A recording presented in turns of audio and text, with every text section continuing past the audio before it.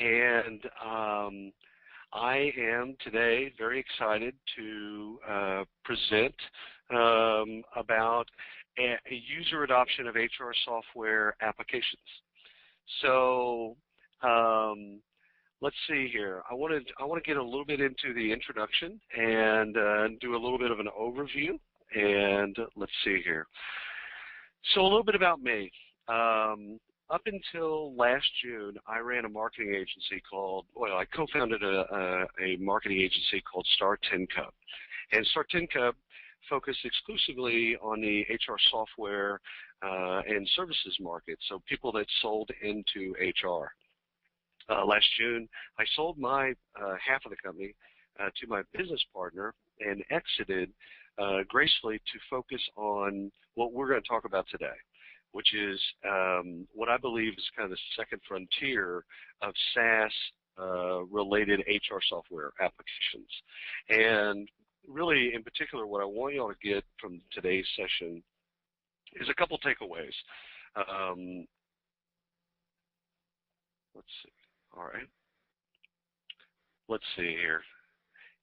Good. I want to make sure that everyone can see my screen. Can everyone see my screen?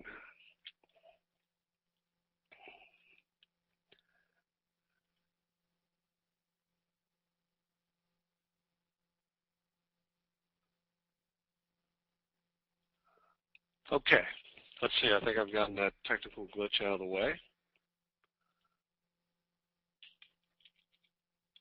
All righty, sorry about that, y'all. Okay, so let me start over really quickly. So I apologize. I thought I had my screen shared. I did not, but now I do. So William Tincup, SPHR. I have a consulting firm that actually works with the vendor community and makes them more user-centric. I have 7 clients. It's a small shop, but I go out and I speak a lot on the HR circuit and basically do 2 things. I teach HR professionals how to buy software differently than we have been in future or in the past. And secondly, how to garner user adoption of HR software of purchases that we make on a daily basis. So let me kind of get right into it, and I apologize for the sloppy start there, but this is what we're going to talk about today. We're going to kind of talk a little bit, it's 3 phases, if you will. The first phase is talking about how we purchase software and what I want you to add to your bailiwick of how you evaluate and also some of the questions you ask during the sales process. Secondly, we're going to talk about adoption of new software and some of the things that I want you to kind of add to your arsenal programmatically and also some of the conversations I want you to have with your vendor of choice during the sales process and then after once you're into implementation. And then lastly, we're going to talk a little bit about adoption for existing software purchases, meaning things you've already bought. Now, how do you get people to actually use the things that have already been, on site for a couple months and or years? So we'll go through 2 quick scenarios. Scenario A, which is better? Old software that is heavily adopted. So I want you to think, I want your mind to kind of go to, DOS-based, green screen, the software that has been around for 15 years, but everyone in your organization knows how to use it. Everyone, okay? That versus brand spanking new software. You just purchased it, 4 months ago, but no one uses it. You've tried everything to get people to use it. What scenario is best? And it's really a trick question. Scenario A, the first part of it is all about risk. It's all about the management of risk. So you've got old software, and if that old software goes away at any given point, you're tied up into how do you replace it, what do you do to retrain, all of those types of things. With new software, it's all about business value. You've sunk some money into the software, you've sunk it into training, you've displaced something else, and it's kind of a trick question, or really it depends on your perspective. Where do you want to put, where do you want to ally yourself? Is it in getting business value, for the organization, or is it in managing risk? Okay, so really no right answer. Just want you to think about it. Let's go to a second scenario. This scenario is actually a true story. A friend of mine in Denver This actually happened to him, whereas a new CFO came in, and a part of what they were doing to kind of look at the entire organization top to bottom is they brought in all the department heads, and they had them re-justify every aspect of their budget. So with marketing, with sales, with ops, with everybody. And this had to happen to him, and he's the VP of HR. And so he had to literally go back and re-justify his performance management software, his 360-degree feedback software, his payroll software, every line item in his budget he had to re-justify. So once again, no right answer, but I want you to think about that as the context of what we're going to talk about today is where in those contracts that you've signed over the years, 4 years ago, 2 years ago, whatever, is there maintenance hours, consulting hours, training hours, things in the contract that maybe you didn't even recognize when you were sold the software, and now you wake up a couple of years later and you're getting billed for things. You've got some variable billing in there. Could you re-justify those things if you had to today? So that's just a scenario. We want to talk a little bit about that as a backdrop. So here's the situation overview. And bullet point number one, I won't read all the bullet points for you just because I think that's why you have a screen, and it's just a stylistic issue for me. But the first bullet point is probably the most important, and this is how we get a little bit twisted up on the adoption side of things. Most of what HR believes and why we don't have full adoption of our software applications is HR believes that it's a game of selection. How do we go through and find the 10 vendors that make the most sense, vet them, go through the demos, do the reference checks, negotiate a great contract, get them live in some way, and that great software will somehow create great adoption. And on the other end of that, you've got the vendor community that believes, hey, HR, they're in charge of employee communications. If they don't know how to get adoption of software, then who does? So it's kind of a game of tennis, doubles tennis in particular. Great software, if we can disprove any myths today, great software does not equate great adoption. So you've got to do the front end of selecting the right software for your organization, aligns with business values and objectives and it's right pricing, all of that typical stuff that you'd go through. But then the real hard work, I would tell you, actually starts once you've signed the contract. So the other things that are important, on this particular slide is third from the bottom, fulfilling the ROI. Most of you are, you have to build kind of a business case or some type of ROI calculation or cost justification for your expenditures. In those cases, you're probably factoring in a high level of adoption. And what I would tell you is if that is true, then we've got to programmatically go and get the adoption so that you can actually realize the ROI that you put into your calculation. Meaning, on the front end, you're selling your CFO or other people in your department on the best case scenario, meaning everyone uses the software. But what I would tell you is what happens post-sale is we don't really do that. We kind of lose a little bit of the energy, a little bit of the luster. We get busy with other things, and adoption just doesn't happen. So let's go on to kind of how we purchase software now. Everything on this slide is appropriate, and I believe the right way to address and view and through the lens of how you would want to buy software. So features and functionality, important. Alignment with business objectives, critical.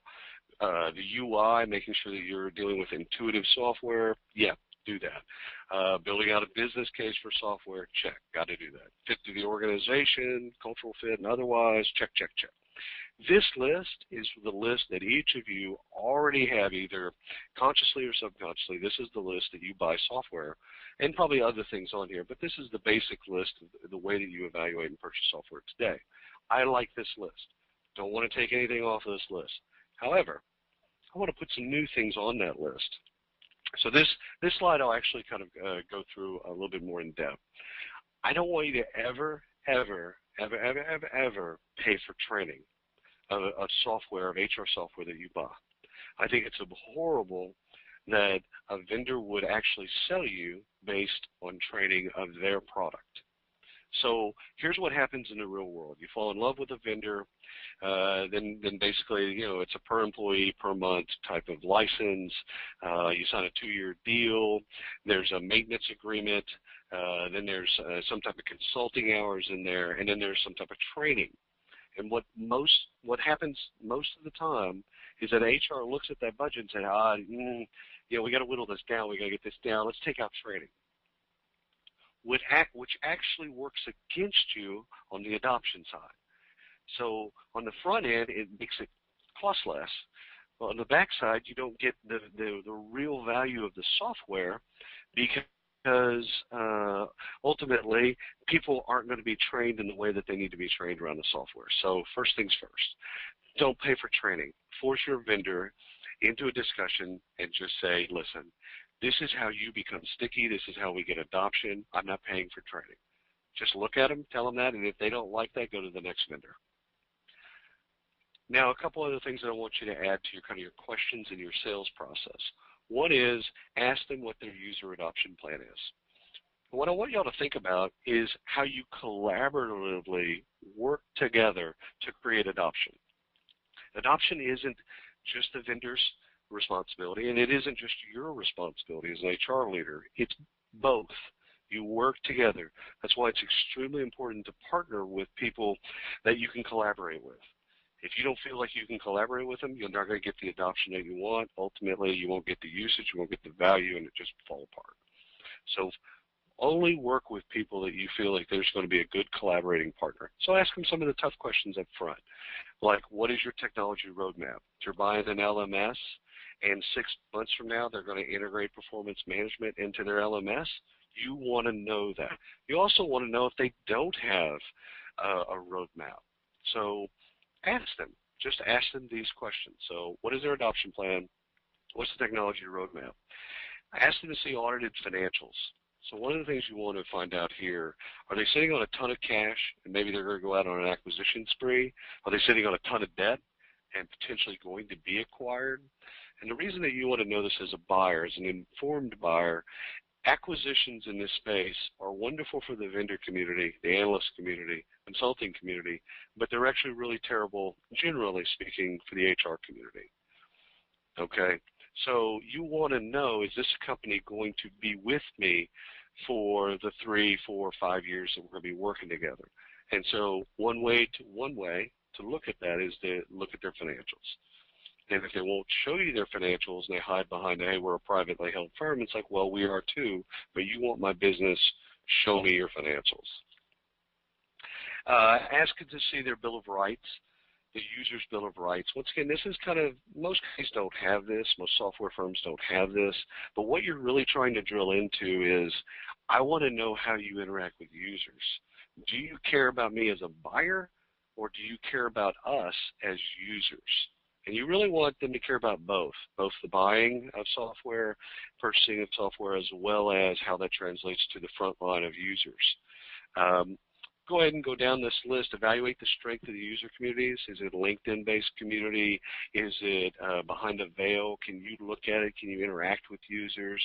If you can attend a user conference, I would suggest that it is a phenomenal way to talk to other buyers, to also talk to other users of the software, which gets me to the second to the last point. You definitely want to talk to, in your sales process, you want to talk to both the buyers of software, your peers, as well as people that are using the software every single day. Regardless if this is compensation or succession or performance management or an LMS or whatever the software is, ask them to speak to users of the software every day. And the last thing I want you to remember as we talk about purchasing software is, with SaaS, you have the power. Okay, switching. There is switching costs. There's always switching costs. But I would tell you that with SaaS, they've made switching easier for you. And if the software isn't being adopted, then get out and go get other software that you feel that you have a reasonable chance of getting adopted in your firm. So I I'm going to go on to the next slide, which is basically, that's the first phase. And all I wanted to do in there was to give you a couple nuggets about how you purchase software now, but also how I want you to think about purchasing software, questions to add to your sales process, in the future. So why don't we take, just a quick second, and if you have any questions about those things before we move on to adoption of new software, ask away. So I'll shut up and look and see if anybody has any questions.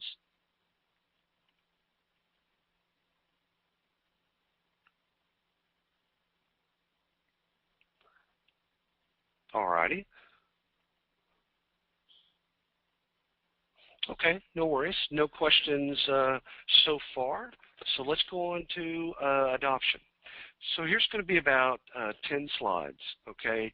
This is what I want you to get out of this session right here is these are things that I want you, now when you evaluate software, I want you to think about these, some of these in the sales process, some of these right once you sign the contract and you get into implementation, and then some of these are going to carry through the entire life of how you always are kind of communicating and adopting software.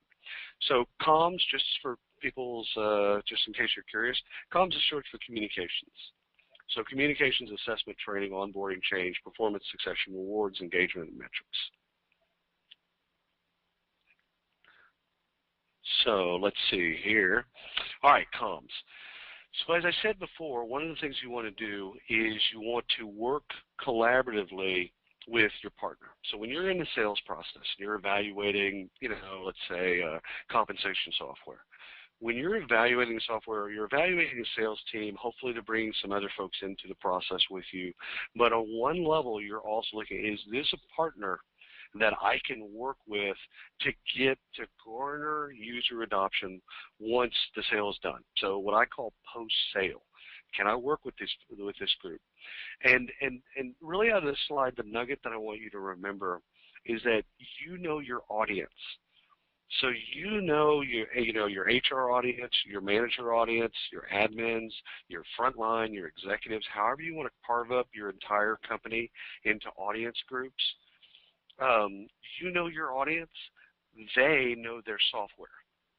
So this is actually a perfect marriage between the two of you where they should come to the table and say, here are some of the comms that we know that work. Now let's personalize those to your audience groups. And that's how you'll work collaboratively together. It's like, oh, okay, let's mix and match. Let's do a little of this, a little bit of that. And you can see down towards the end of the slide, welcome letter, welcome package. We're trying to make people feel special. We're going through change. We're communicating. Comms goes through the entire process. I would tell you, new software, you're communicating about new software adoption for probably a year into your purchase. So the moment that you get into implementation, you start going through your communication process, you're looking at 30, 60, 90, 180, 360. You're looking at how do you communicate with these different audience groups in different ways that are appropriate to the audience group about where we are currently. So a little bit of that communication is looking backwards, and a little bit of that communication is looking forwards. So that's comms. Assessment, something that we don't do a great job of is we've picked the software, we're signing the contract. Now what we're trying to figure out is we're trying to assess our group of people. We're trying to assess for how do they like to learn? What are the expectations? The new compensation software, a new performance software. What are the expectations they have? What anxieties do they have? How do we know how they want to learn and or how we want to train them? So what I would tell you is that we're great at creating surveys, but we don't really do this as it relates to our own software purchases. So the moment that we purchase something, we should take that opportunity to then say, you know what? We've just went through a pretty arduous process to find the right software. Now let's go out and let's talk to our audience groups and let's assess them. Let's find out what's going on with them so that we can kind of, any unresolved issues, like find out what the issues are and then resolve them. But we have to assess to do that. which we know that already, right? But we don't generally apply that to software purchases. So one of the things I'd like for you to add to your kind of arsenal is do some type of a quick assessment. No, 20 questions. We're not trying to get mired. What we want to do is just get a baseline of, hey, this is going to be important. Adoption is going to be critical.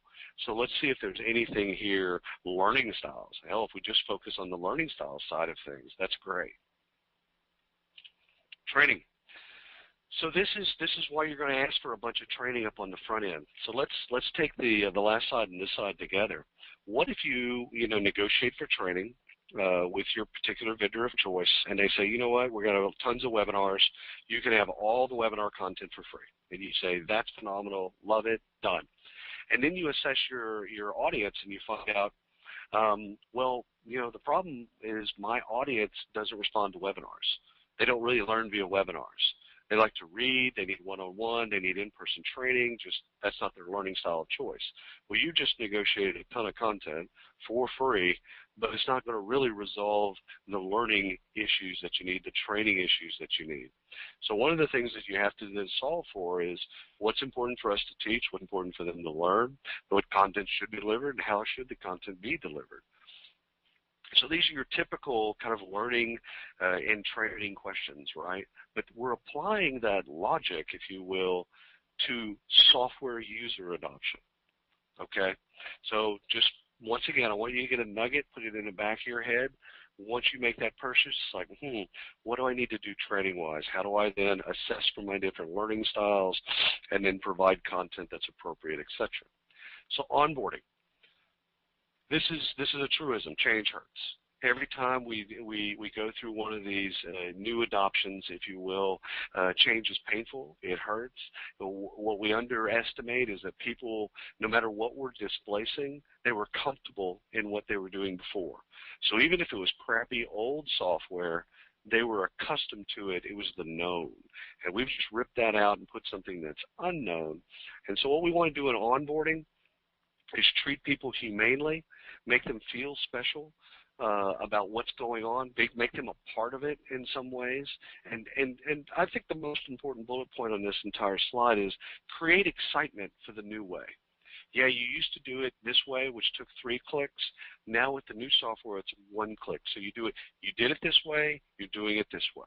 And if we can take their entire job and how they interact with software, then break it down to that level, like, I know you're going to have anxiety. I understand that. What we're going to do is we're going to make you, we're going to make you love this new software, and it's a process. So onboarding, I would tell you, is critical. Change. My all-time favorite project management axiom is plan the work, work the plan. So one of the things I want you to look at on this slide is the different stages of adoption. No matter what your audience group and how you kind of cut them, slice them up, you're going to have people that are early adopters, you're going to have people that are kind of on pace with where you want them to be, and then you're going to have people that are far behind the people that are on pace. Okay, and that's regardless if you're talking about the executive team or your HR team or your admins or whatever, you're going to have these three, they're going to fall into these clusters. What you've got to evaluate is how do you actually plan for these? So how do I plan for the people that basically, you do onboarding and do a little bit of training and they're like, yeah, we're good, thanks, talk to you later, we're good, don't need anything else, early adopters. They don't need anything else from you, as opposed to the people that haven't logged in yet, and you know that they haven't logged in. So how do you one-on-one, if it need be, how do you actually get those folks to a comfortable place? And some of that is actually creating programs where you match up early adopters with laggards. So it's something where you have to identify your audience, not only in the clusters of, like admins versus managers versus HR, et cetera, but then also start to identify who's your early adopters and who's going to be your laggards, and start to do some pairing up. I've seen that be very successful. And also just talking openly with people. It's like, listen, I know that you haven't logged in. What do we need to do? How do we, what kind of training? What else can we do? Do you want to do a one-on-one? How about we create a seminar? How about you do, webinar content? What do we need? identifying and then wrapping a solution is key. So the other thing I want you to get on this slide is around the process touches.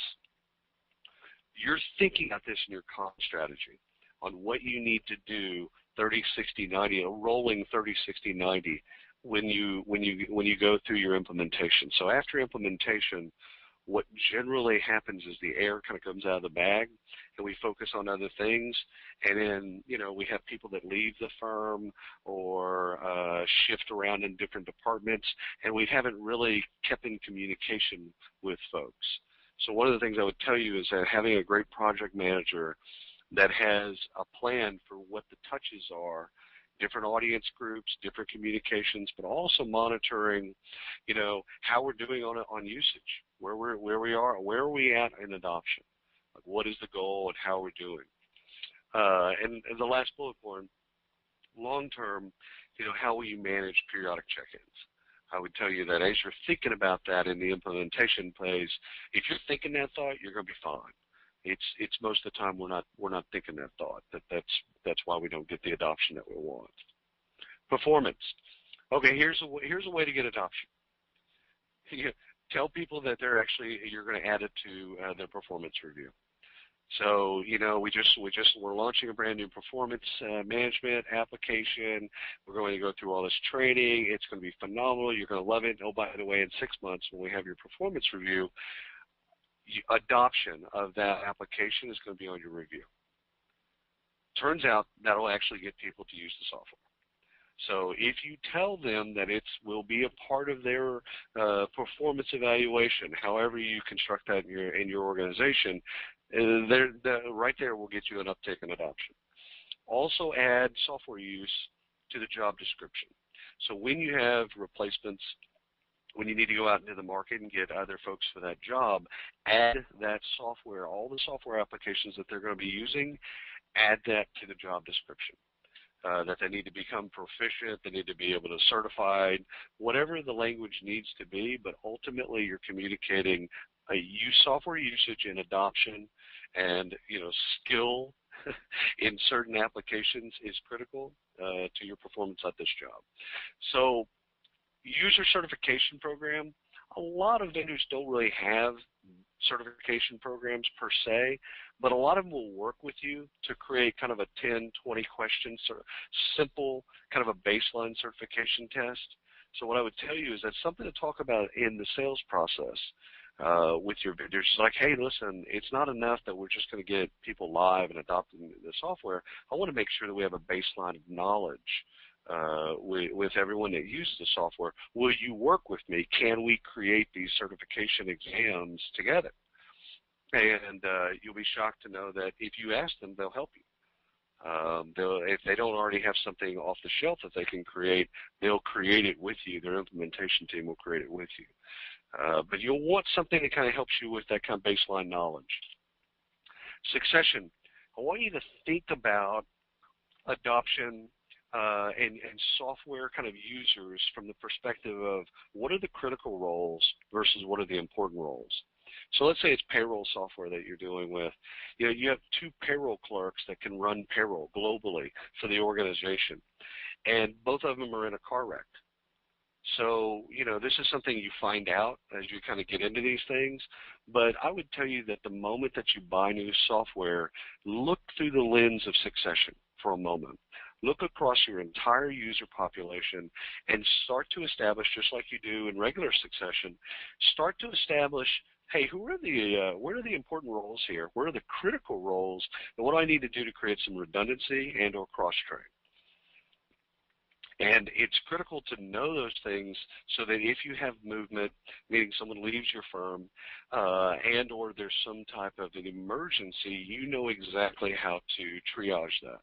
Okay, so just look through the lens of succession. This is something to do right in the implementation phase. Take a day, look at all the users, look across the entire thing, and look at your population and say, okay, Sally's my number 1, Billy's my number 2, John's my number 3, whatever. However you need to plan for that, just have a plan so that you don't wake up one day and get blindsided by not having roles that are kind of covered. Another way to garner, user adoption is, rewards and incentives. So I built out two of these that are kind of really simple. If you put usage in front of people and say, listen, we'll give, let's say the metric is 6 hours, logged into the application a week. Well, and you can see that type of usage from your, from your vantage point, from your admin screens. Well, then tell people, it's like, listen, I want you to be over 6 hours. If you're over 6 hours, in the application, I'll give you a $20 Starbucks gift card. Whatever the incentives that make sense within the framework of your own company, however you'd like to incentivize people. But on one level, you want to incentivize them to use the software. So just like you did in performance, you're kind of looking at it and you're saying, you know what, I want you to use the software. It was a process to buy the software. Now that we have it, we want to make sure people use it, so I'm adding it to your performance. And oh, by the way, I'm going to add some incentives. The carrot and the stick, right? So I'm going to add some incentives here, and whatever the incentives are appropriate to your organization. So on one level, you want to incentivize just raw usage, whatever is appropriate. And then the second, and I think it's just as important, is around knowledge sharing, okay? So how do you get that informal and or formal, knowledge sharing and swapping between people? It's like, oh, lunch and learns, ways that people kind of buddy up and teach each other. Maybe some of the laggards are kind of falling behind. Maybe you incentivize some of the early adopters, some of the power users to then go and teach the laggards and kind of get them familiar and comfortable with the new application. So what kind of rewards can you put? Once again, I'm dealing with what's appropriate in your organization. So if that's a 12-pack of beer, great. But something that incentivizes the folks that are really comfortable in the software to help the people that aren't as comfortable yet. So one is usage, the other is knowledge. And so that's what I would do to get you a nice little uptick in user adoption. Rewards is a wonderful way to do that. Engagement. All right, so once you got people, this is something you do probably 6 months into your software implementation. So it's implemented, people are using it. Some people love it, some people hate it. You're running around, you got a lot of things going on. One thing you want to do is then factor in, how do I get people into those user communities that I evaluated when I was in my sales process? So what do I got to do to get them, into the LinkedIn group, into the user community that's behind the veil, or inside the software? Sometimes there's user communities, etc. So how do you encourage that knowledge, sharing and transfer, and just whether or not it's informal learning or formalized? How do you then garner engagement, the concept of engagement around the software purchases that you make every day? And then lastly, I would tell you that those user conferences, Cornerstone On Demand or Taleo or Workday or whomever that you've fallen in love with and you've purchased their software, a lot of those folks, wonderful software firms, they have these user conferences once a year. It's 2 days, 3 days. They bring in a bunch of analysts. They're talking about the roadmap, and people are excited. It's a big, giant knowledge-sharing event. What I would tell you is, it sounds like a boondoggle, and it's not. I want to really kill that myth. These things are powerful learning events. And so what I would say is, send 1 or 2 of your super users to these types of events with the expectation that they come back and teach and train your organization. So it's like, hey, listen, Laura, Bill, we're going to send you, but here's the deal. When you come back, we want a PowerPoint presentation. We want you to teach everybody what you learned. And you'll be amazed at what they come back with and how that spreads back to your organization. And sometimes some of the software firms are actually willing to work with you on sponsorship or scholarship or partial scholarship. You just got to ask. So I would tell you that it's something to probably ask for in the sales process. Is that a year from now or 2 years from now, I want to be able to send to people what can be done, etc.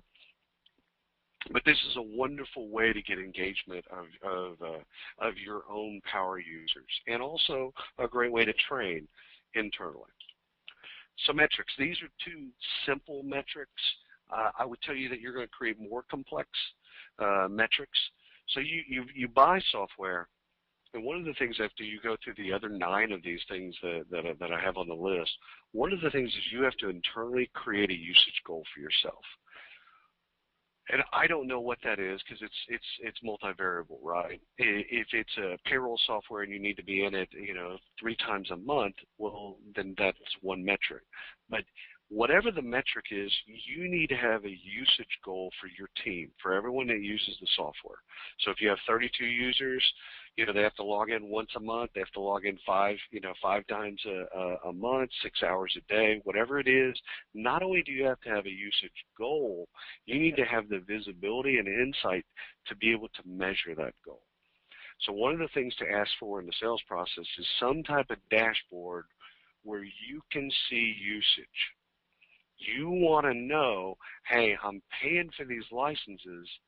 Are we using the licenses? You've got to be able to see that. So create a goal for yourself, and also make sure to ask and negotiate to be able to see usage. The other is another simple metric around speed to reach the goal.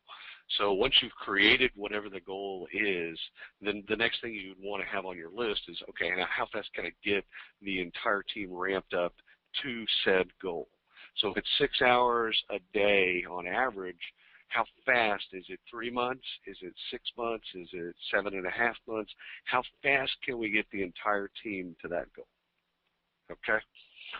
So let's take a quick break before we go on to the next section, and do a little Q&A, because I went through a lot of content, 10 slides, and just a lot of content all at the same time. So I want to, if you have any questions, if you don't mind typing those in so that I can answer.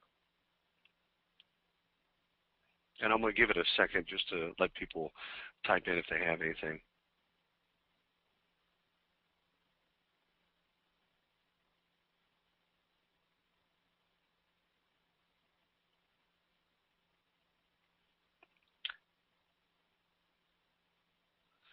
Okay, first question. First question is, do you have a better adoption and success rate depending on who the champion is? Great question. And yes, ironically enough, it's probably fairly intuitive for folks. Identifying who you're, this is back to that audience thing, right? So you're splitting your audience and you're looking at it a couple ways. Where are my clusters by role? What are my clusters by the types of way that people adopt? And also, who are my influencers? Who are my advocates? Who are my detractors? And who are my champions, right? So those kind of split across I would tell you, they probably, I'd need some statistical analysis around, but I would say that sometimes your early adopters are probably going to be the people, that are your champions and or people that are advocating. And then your laggards are probably closer to your detractors than not. So the question is real simple. Do you have a better adoption and or success rate depending on who the champion is? Absolutely. And I've seen this work both ways. So I've seen where we identify the champions and make those the super users, and then they go out and kind of spread through the entire organization, working as ambassadors of sorts. I've also seen the opposite where we got our detractors, the people that were absolutely dead set against the software purchase and or, the new adoption plan, and we brought them in and trained the hell out of them in new software, and then they became the champions. So, I would tell you that inside your organization, these people. And I think that the assessing on the front end, both the learning style, but also finding out who's got some anxiety around change to then start to identify what clusters of these folks do we have. Do we have mostly kind of advocates and champions, or do we have mostly detractors? And if you have mostly detractors, what I would do is pull them more into your buying process. Like have them scheduled into the demos. And I've seen this actually with one company in particular where they had this problem. And what they did is they whittled down to 3 vendors on their LMS. And then what they did is they brought in all the detractors. They didn't even have the champions and the advocates a part of the process, the sales process at all. They brought in all detractors. And they made detractors a part of the buying process, which got those folks closer to being on pace, I would tell you. It didn't fully make them super users or anything, but it did help them get through the sales process, and also it got their adoption much more faster than they would have if they hadn't brought them into the sales process. So we got another question, so let me read this.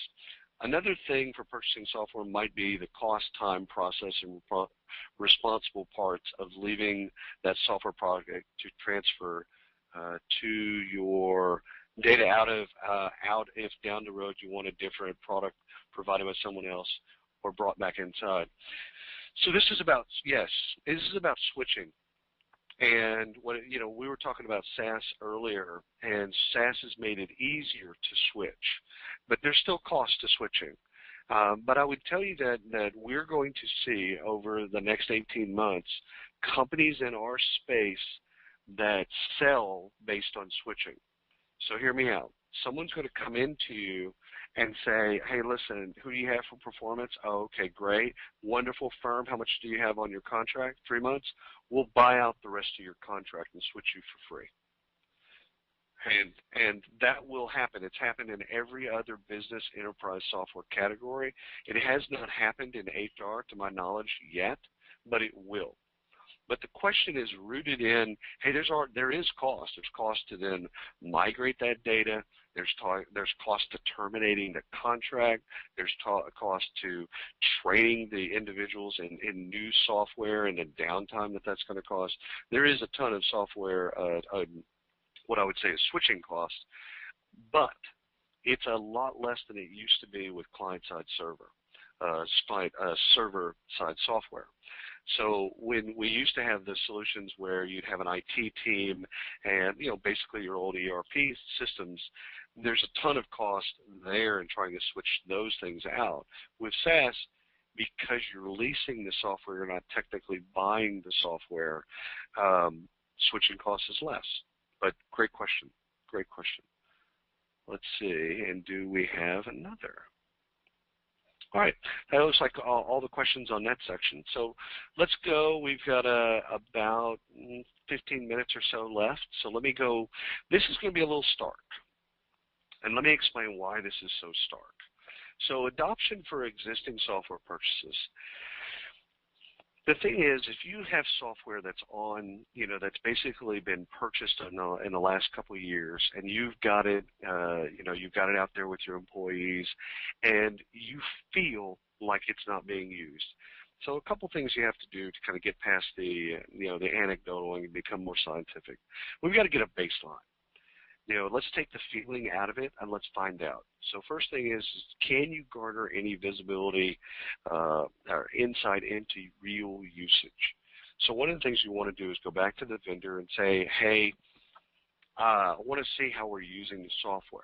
So we have 138 licenses to this software. How many of them are dead seats? How many people haven't logged in a while?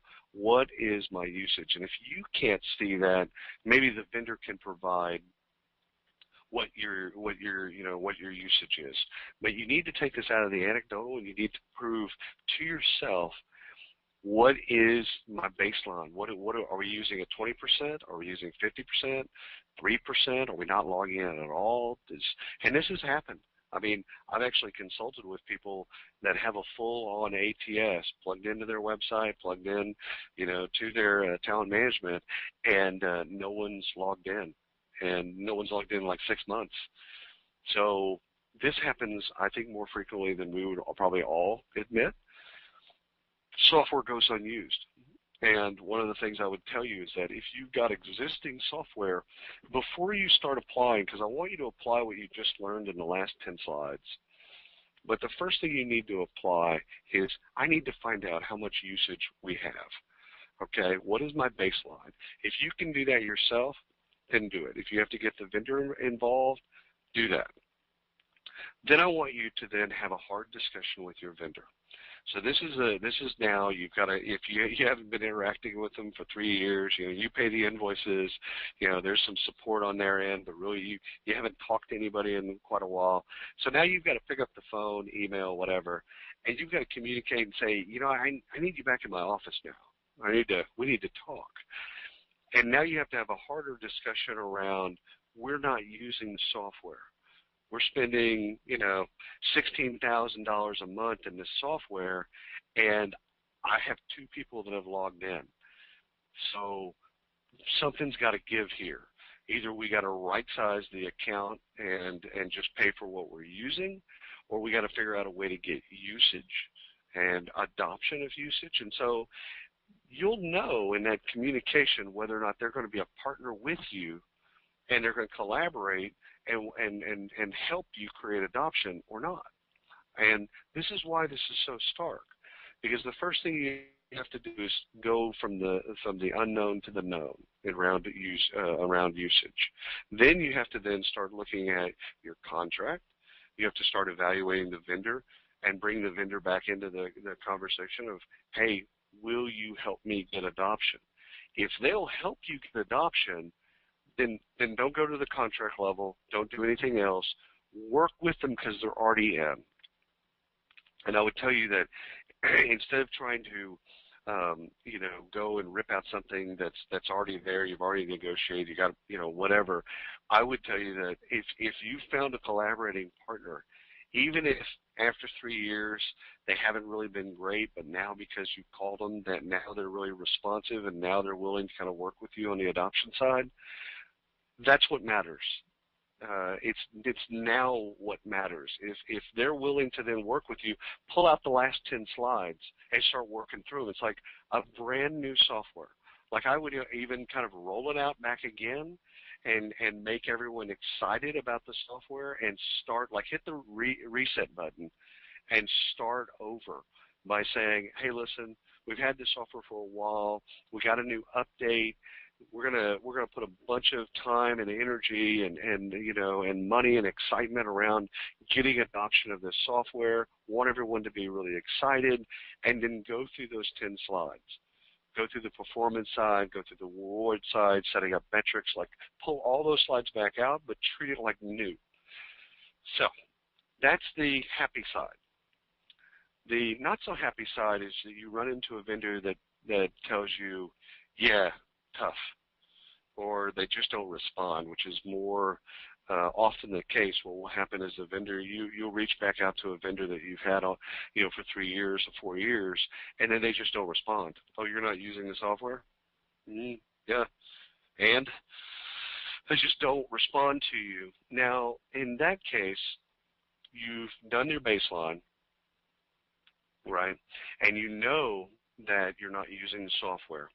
Okay, and now you go deeper and you then reach out and you try to get them to work with you as a collaborating partner, and you've run into a brick wall. But what I would tell you is this is probably 80% of the time.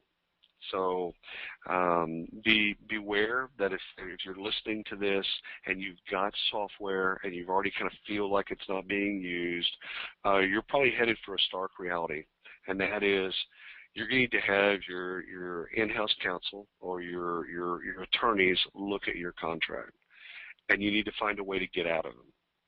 Because if you've done your baseline and you know that you're not using the software, you've got to get usage of software. I mean, it's why have it if you're not going to get usage?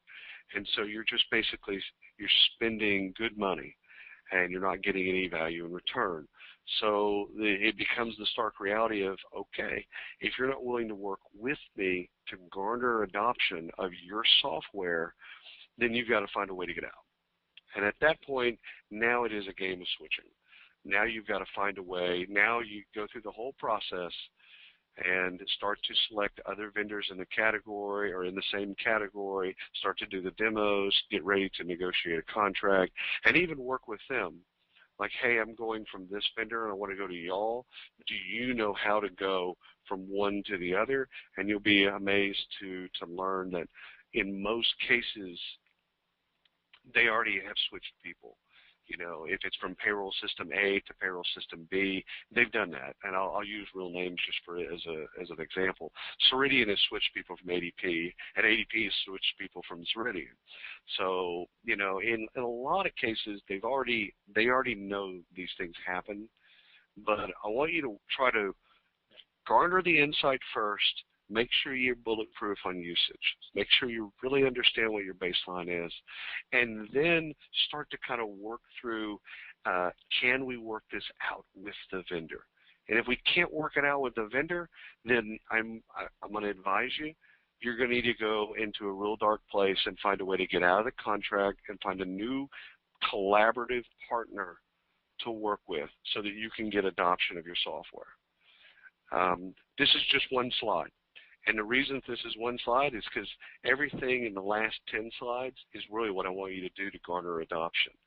Okay, so if you can do it with that vendor, treat it like new software, even though it's not, and take them through, take your team through all 10 of those slides. If you can't get out, get a lawyer and get out as fast as you can, and get on to a collaborative partner.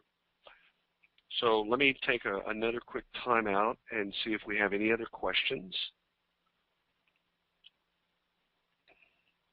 Let's see. And I know that it takes a little bit to type in, so if anybody's got any questions, let's see here.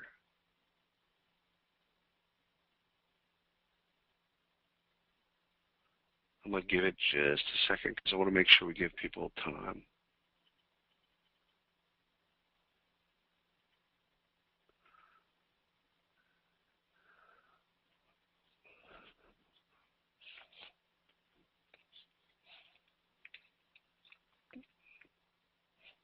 Alrighty. I still don't see any questions. That's okay. A couple things. So, wait a minute. Oh, wait a minute. There's a question. What kind of cost control is there to ensure the software rental won't rise excessively? Ooh, great question. So what kind of, let me read the question again so that everybody's got it. What kind of cost control is there to ensure the software rental won't rise excessively? This is all negotiation of your contract. So the thing is, once again, the big buckets of you know, how you buy software, SaaS software in particular, it's usually based on your employee headcount size or a price per employee per month model. Rarely do you see models of pricing that are based on usage. I would love that, actually. I would think that would be awesome if people would actually charge based on what you use. But what gets bucketed in there, so you pay a license fee, an annual license fee. Sometimes they'll break that up into monthlies, or sometimes they'll do like Salesforce.com, which is outside of HR, but they'll do quarterly types of billing. And your rate is with the licensing, it should be a flat rate. So one of the things that you would want to make sure, it's just like when you're looking at your mortgage. You know, what is this a flat rate? Is this the rate that I'm going to have for the 3-year contract, 4-year contract, 2-year contract, etc. So one of the things is just look and make sure that it's not variable, not based on hosting, not based on any type of variable constructs at all. So that great question, and the first thing I would ask, and you know, when you get to billing, and I would suggest ask about billing up front. Like, get there, you know, this is what happens in the sales process. We go through the romance phase, then we get to the very end, and then we ask the tough questions like, how much is this going to cost? Well, I would suggest do that like the first time you meet people. Like, how do you make money? Like, you know, go ahead and tell me, is it price per, is it consulting hours, is it, you know, how do you make money? And get that conversation out of the way early. I would advise you, look at consulting hours.